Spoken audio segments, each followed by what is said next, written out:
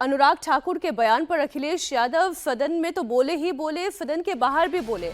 उन्होंने जातिगत जनगणना को देश के लिए जरूरी बताया और उन्होंने कहा कि एनडीए के पास पीजे का कोई जवाब नहीं है। आप सुनिए अखिलेश यादव ने क्या कहा। क्या बीजेपी कांग्रेस पार्टी के नेता या किसी भी व्यक्ति की जात पूछ सकती है?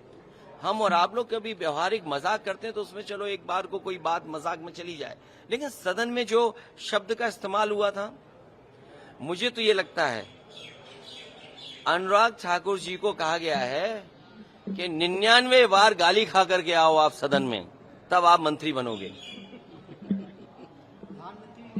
और जाति का सवाल जिसको जानना है, बाबा साहब भीमराव अम्बेडकर जी की किताब एनिमिलेशन ऑफ कास्ट, एनिमिलेशन ऑफ कास्ट जरूर पढ़नी चाहिए।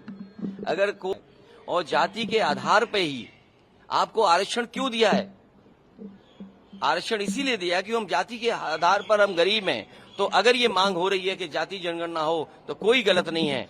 हमारे बहुत सारे फैसले और बहुत सारी नीतियां तभी अच्छी बनेंगी जब जाति जनगणना हो जाए और समाज को ये पता लगे कौन कितनी आबादी का है, उसको उस हक और सम्मान के साथ उसको उसमें मिल जाए। भारतीय जनता पार्टी के लोग घबराए हुए पीडीए की लड़ाई से, ये पीडीए से घबराए हुए हैं क्योंकि एनडीए को अगर किसी ने पटका है तो पीडीए ने पटका है। और जो लोग कहते थे एम बाई गठबंधन, एम बाई गठबंधन, हमारे पीडीए ने एम बाई को हराने का काम किया है। इसका जवाब उनके पास नहीं है। कल संसद में केवल अनुराग ठाकुर और राहुल गांधी के बीच ही ये तकरार नहीं हुई, अनुराग ठाकुर और अखिलेश यादव के बीच में भी जुबानी जंग हुई। दोनों नेता के अग्निवीर योजना को लेकर आपस में भिड़ने की तस्वीर आई। अखिलेश यादव ने अग्निवीर योजना पर सवाल उठाया। उन्होंने कहा कि अगर ये योजना इतनी ही अच्छी है तो राज्य सरकारों से कोटा देने को क्यों कहा जा रहा है। इसका जवाब अनुराग ठाकुर ने दिया और कहा कि अग्निवीरों को 100% नौकरी की गारंटी है। जब अखिलेश यादव ने अनुराग ठाकुर को टोका तो दोनों के बीच में गर्मागर्म बहस शुरू हो गई। अग्निवीर वाली नौकरी है सभापति महोदया, कोई भी नौजवान जो फौज के लिए तैयारी करता है वो कभी स्वीकार नहीं कर सकता। सरकार खुद स्वीकार करती है स्कीम ठीक नहीं है, तभी वो अपनी अपनी सरकारों से कह रहे हैं कि अग्निवीर वाले जो लौट करके आएंगे उन्हें कोटा दीजिए, आप नौकरी दीजिए।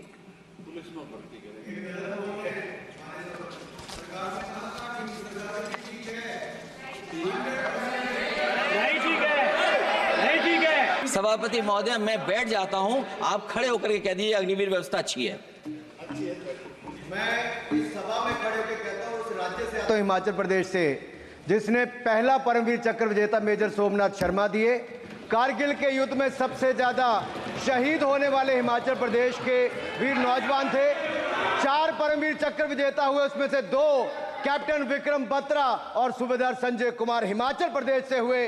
और मैं कहता हूं, जी हां, जो लंबे समय से मांग थी 1 रैंक 1 पेंशन की किसी सरकार ने पूरी नहीं की, वो नरेंद्र मोदी जी की सरकार ने यहां पर पूरी की है।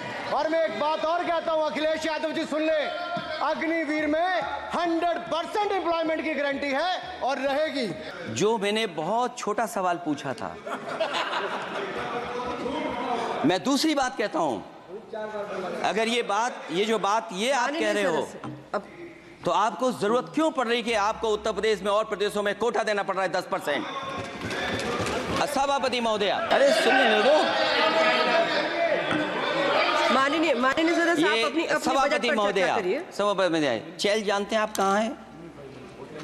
चैल जानते हैं आप कहाँ हैं? कभी गए हो उस मिलिट्री स्कूल में? मैं खुद मिलिट्री स्कूल का पढ़ा हूँ। और आप परमवीर चक्र की बात कर रहे हो तो हम भी तमाम नाम गिना सकते हैं। माननीय सदस्य से मैं आग्रह कर रही हूँ, आपस में चर्चा न करें। ये सभापति महोदया, ये सभापति महोदया, जी 1 मिनट से भी कम,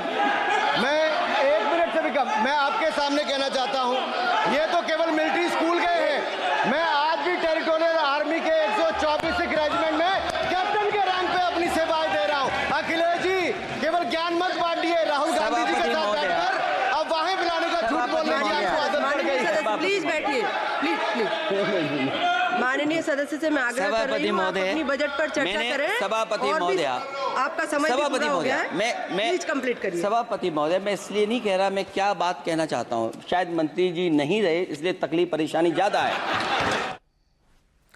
अनुराग ठाकुर के बाद वित्त मंत्री निर्मला सीतारमण ने राहुल गांधी और विपक्ष के आरोपों का जवाब दिया। विपक्ष ने कहा था कि इस बजट में केवल बिहार और आंध्र प्रदेश के हितों का ख्याल रखा गया है, बाकी राज्यों का जिक्र तक नहीं किया गया। निर्मला सीतारमण जब बजट पर चल रही चर्चा का जवाब देने के लिए आई तो यूपीए सरकार ने बजट की पूरी लिस्ट हाथ में उनकी थी। निर्मला ने गिनाया कि यूपीए सरकार में किस साल के बजट में कितने राज्यों का जिक्र नहीं किया गया था।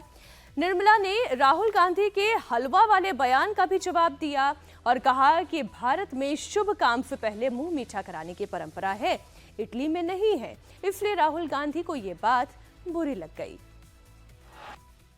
The last matter, sir. हलवा। भारत में एक ट्रेडिशन है, कोई भी अच्छा काम शुरू करने से पहले मुंह मीठा। At that time, sir, 9 Italy में नहीं होगा। ओके, आई करेक्ट। भारत में हो रहा, कहीं और नहीं। 2013-14 में मंत्री जी नीचे सेल्लार में जाकर के हलवा बंटवारा करने का शुरुआत 2013-14 में हुआ। क्यों उस समय फाइनेंस मिनिस्टर तब की, उनसे ये पूछा नहीं गया कि कितना एससी है भाई, आप नीचे जा रहे हो फोटो के लिए, बोलो नहीं तो वो हलवा में कैंसिल करूंगा, क्योंकि उस समय वो पावरफुल थे ना, रिमोट कंट्रोल था ना, वो हलवा क्यों कैंसिल नहीं किया, तब ये पूछा नहीं गया। भारत के हलवा बटाया जा रहा, उस समय के फाइनेंस मिनिस्टर से ये पूछा नहीं गया, आप नीचे जा रहे हो बंटवारा करने के लिए, हलवा बंटवारे करने के लिए, आपके साथ कितने एससी है, कितने एसटी है, कितने ओबीसी है, वो पूछा नहीं है। उस समय के ऑफिसर्स लोग के स्टैटिस्टिक्स गणना नहीं हुआ, मगर अभी पूछा जा रहा है। इसीलिए मैं बोल रही हूं, इस देश में लोगों को बंटवारे करने में कुछ षड्यंत्र के साथ इस प्रश्न पूछा जा रहा है। Sir, it's a shame.